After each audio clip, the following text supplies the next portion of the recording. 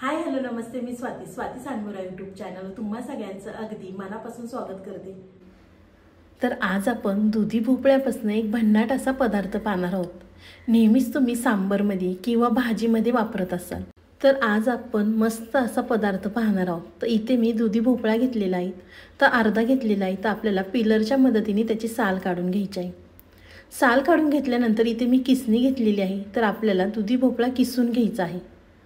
तर मोठ्या किसणीनेच किसून घ्या, छोट्या किसणीने किसू नका, म्हणजे त्याचा किस अगदी छान पडतो।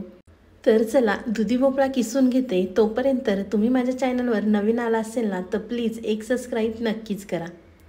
तर इथे पाहू शकता सगळा किसून घेतलेला आहे, छान असा त्याचा मोठा मोठा किस पडलेला आहे। तर चला दुधी भोपळा किसलेला एका साईडला ठेवूया, तोपर्यंत आपण दुसरी तयारी करूया। इथे मी कढई गरम करून घेतलेली आहे। कढईमध्ये आपल्याला अर्धा चमचा तेल घालायचं आहे। तेल गरम झालं की त्यामध्ये आपण छोटा चमचा जिरे घालणार आहोत। जिरे तेलामध्ये तडतडले की त्यानंतर आपल्याला इथे कढीपत्ता घालायचा आहे। तर इथे मी 5 ते 6 कढीपत्त्याची पानं बारीक कट करून घेतली होती। कढीपत्ता तडतडला की त्यानंतर इथे मी 2 मिरच्या बारीक कट करून घेतल्या होत्या। तर कढीपत्ता मिरच्या तेलामध्ये व्यवस्थित आपल्याला तडतडून घ्यायच्या आहेत। त्यानंतर आपल्याला चिली फ्लेक्स अर्धा चमचा घालायचा आहे। अर्धा चमचा ओवा घालायचा आहे। भरपूर अशी कट केलेली कोथिंबीर घालायची आहे आणि त्यानंतर आपण जो दुधी भोपळा किसून घेतला होता तो आपल्याला त्यावरती घालायचा आहे आणि 2 ते 3 मिनिटं व्यवस्थित बारीक गॅसवर परतवून घ्यायचा आहे। तुम्ही कधी कल्पनासुद्धा केली नसेल एवढा भन्नाट चवीचा पदार्थ आज आपण पाहणार आहोत। बाहेरचं पॅकिंगचं खाणं मुलांना देण्यापेक्षा अशा पद्धतीने पौष्टिक तुम्ही मुलांना नक्कीच करून द्या आणि मुलंसुद्धा आवडीने खातील। व्यवस्थित परतल्यानंतर त्यामध्ये आपल्याला 1 चमचा भरून पांढरे तीळ घालायचे आहेत। पांढरे तीळ घातल्यानंतर इथे पाहू शकता एका वाटीला कमी रवा घेतलेला आहे। इथे मी बारीक रव्याचा वापर केलेला आहे। तर आपल्याला रवा घालायचा आहे आणि तो सुद्धा 1 मिनिटभर आपल्याला त्यामध्ये परतवून घ्यायचा आहे। तुम्ही जर या पद्धतीने दुधी भोपळा खाऊ घातला ना, तर घरातल्यांना कळणार सुद्धा नाही की नक्की आपण काय खातोय ते। भरपूर जण दुधी भोपळा म्हटलं की नाक मुरडतात, पण तुम्ही जर अशा पद्धतीने खाऊ घातलं ना तर त्यांना समजणार सुद्धा नाही। तर 2 मिनिटं रवा परतून घेतल्यानंतर त्यामध्ये आपल्याला ज्या वाटीने रवा घेतला होता त्याच वाटीने आपल्याला पाणी घालायचं आहे। पाणी घातल्यानंतर परत व्यवस्थित हे मिक्स करून घ्यायचं आहे। इथे 1 वाटी रवा 1 वाटी पाणी अगदी योग्य प्रमाण मी तुम्हाला सांगितलेलं आहे। तर आपल्याला पाणी घातल्यानंतर परत छान त्याचा गोळा होईपर्यंत सतत हलवत राहायचं आहे, म्हणजे रव्याच्या गाठी होऊन द्यायच्या नाही। तर इथे मी व्यवस्थित त्याचा गोळा तयार करून घेते। अगदी 2 ते 3 मिनिटात रवा अगदी व्यवस्थित घट्ट होतो। तर इथे पाहू शकता तुम्ही छान अगदी त्याचा व्यवस्थित गोळा झालेला आहे। तर त्यानंतर आपल्याला त्यावरती झाकण ठेवायचं आहे। फक्त 2 मिनिटं झाकण ठेवायचं आणि एक वाफ घ्यायची आहे आपल्याला। तर 2 मिनिटं झाल्यानंतर आपण झाकण काढूया। झाकण काढल्यानंतर परत आपल्याला व्यवस्थित मिक्स करून घ्यायचं आहे आणि एका प्लेटमध्ये काढून घ्यायचं आहे। अगदी नवीन रेसिपी आज मी तुम्हाला दाखवणार आहे। तुम्ही आठवड्यातनं 2 ते 3 वेळा नक्कीच कराल, एवढी भन्नाट चवीचा हा पदार्थ तयार होतो। तर इथे पाहू शकता छान त्याला अशी वाफसुद्धा बसलेली आहे। तर एका ताटामध्ये इथे मी काढून घेते। तर एका ताटामध्ये काढल्यानंतर आपल्याला थंड करून घ्यायचं आहे। तर थोडंसं गरम असतानाच आपल्याला त्यामध्ये मीठ घालायचं आहे। तर अशाच पद्धतीने मी आपल्या चॅनलवर एक रेसिपी अपलोड केलेली आहे, कोथिंबीरमध्ये रवा, तो सुद्धा अगदी छान व्हिडिओ आहे। तुम्ही पाहिला नसेल ना तर प्लीज एकदा नक्कीच जाऊन पहा। तर एका ताटामध्ये काढल्यानंतर त्यामध्ये आपल्याला चवीनुसार मीठ घालायचं आहे। खूप जास्त मीठ घालू नका, कारण या ठिकाणी आपल्याला चाट मसालासुद्धा घालायचा आहे। तर इथे मी अर्धा चमचा चाट मसाला घातलेला आहे।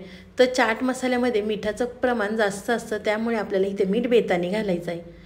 तर मीठ आणि चाट मसाला घातल्यानंतर चमच्याने अगदी छान हे व्यवस्थित मिक्स करून घ्यायचं आहे। तर गरम असल्यामुळे इथे मी चमच्याने मिक्स करून घेतलेलं आहे। तर थोडंसं थंड झालं की आपण हाताने सुद्धा याचा गोळा छान असा तयार करून घेणार आहे, म्हणजे मीठ आणि मसाला अगदी सगळीकडे लागेल आणि हा पदार्थ खायला अजून छान लागेल। तर इथे मी हाताने छान अगदी ह्याचा व्यवस्थित गोळा तयार करून घेते। तुम्ही माझा व्हिडिओ इथपर्यंत पाहिलाच आहे, अजूनसुद्धा व्हिडिओला लाईक केलं नसेल तर प्लीज एक लाईक करा। साईडचं बेल आयकॉनसुद्धा प्रेस करा, म्हणजे तुम्हाला माझे नवनवीन व्हिडिओ पाहायला मिळतील। तर इथे पाहू शकता तुम्ही मी छान अगदी व्यवस्थित ह्याचा गोळा तयार करून घेतलेला आहे। तर व्यवस्थित मळून घेतल्यानंतर आपल्याला हाताला थोडंसं तेल लावायचं आहे। तेल लावल्यानंतर आपल्याला छोटे छोटे बॉल्स तयार करून घ्यायचे आहेत। तुम्ही छोटे करा किंवा मोठे करा। तर इथे मी छोटे बॉल्स करून घेतलेले आहे। तर तेलामध्ये अगदी लगेच तळल्या जातील आणि आतपर्यंत छान असे मस्त होतील, त्यामुळे इथे मी छोटे छोटे बॉल्स करून घेतलेले आहे। तर तुम्ही ह्याचे कुरकुरेसुद्धा करू शकता। ते कोथिंबीरच्या व्हिडिओमध्ये त्याचे मी कुरकुरेसुद्धा दाखवलेले आहेत। तर चला, अशा पद्धतीने इथे मी सगळे छोटे छोटे बॉल्स तयार करून घेते। आहे की नाही मस्त रेसिपी, कुणाला समजणारसुद्धा नाही की आपण यामध्ये दुधी भोपळा वापरलेला आहे। तुम्ही जर अशाच वेगळ्या वेगळ्या पद्धतीने मुलांना जर खाऊ घातलं ना, तर अगदी मुलं आवडीने खातील। आपण या ठिकाणी दुधी भोपळा वापरलेला आहे। तुम्ही या ठिकाणी कोणतीही पालेभाजी वापरू शकता, कोथिंबीर किंवा मेथी, तुम्हाला जी भाजी आवडेल ते तुम्ही या ठिकाणी वापरू शकता। तर अशाच पद्धतीने इथे मी सगळे बॉल्स तयार करून घेतलेले आहेत। बॉल्स तयार करत असताना मी एका साईडला तेलसुद्धा गरम करून घेतलं होतं। तर बॉल्स तयार झालेले आहेत आपले आणि एका साईडला तेलसुद्धा गरम झालेलं आहे। तर आपल्याला तेल कडकडीत गरम करायचं आणि त्यानंतर आपल्याला गॅस मीडियम करायचा आहे आणि त्यानंतर आपण जे छोटे छोटे बॉल्स करून घेतले होते ते आपल्याला तेलामध्ये सोडायचे आहे आणि दोन्ही साईडनी मस्त आपल्याला क्रिस्पी होईपर्यंत तळून घ्यायचे आहेत। तुम्ही नाश्त्यासाठी किंवा मुलांच्या टिफिनसाठी सुद्धा देऊ शकता। अगदी झटपट तयार होते, खूप जास्त वेळ लागत नाही। 10 मिनिटात ही रेसिपी करून आपली तयार होते। तर चला, अशाच पद्धतीने इथे मी सगळे बॉल्स तळून घेणार आहे।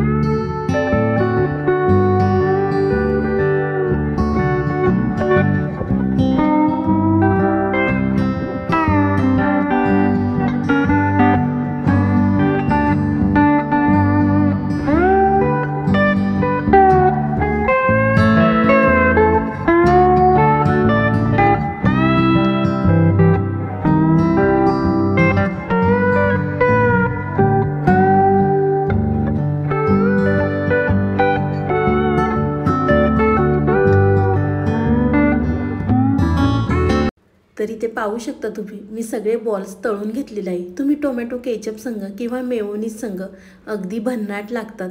तर तुम्हाला ही माझी आजची रेसिपी कशी वाटली ती मला नक्कीच कमेंट करून कळवा। व्हिडिओ आवडला तर व्हिडिओला लाईक, कमेंट, सबस्क्राईब करायला विसरू नका। तुम्ही माझा व्हिडिओ कोणत्या शहरातनं पाहता ते सुद्धा मला कमेंट करून नक्कीच कळवा। तर चला, पुन्हा भेटूया असाच एक छानसा व्हिडिओ घेऊन। तोपर्यंत बाय।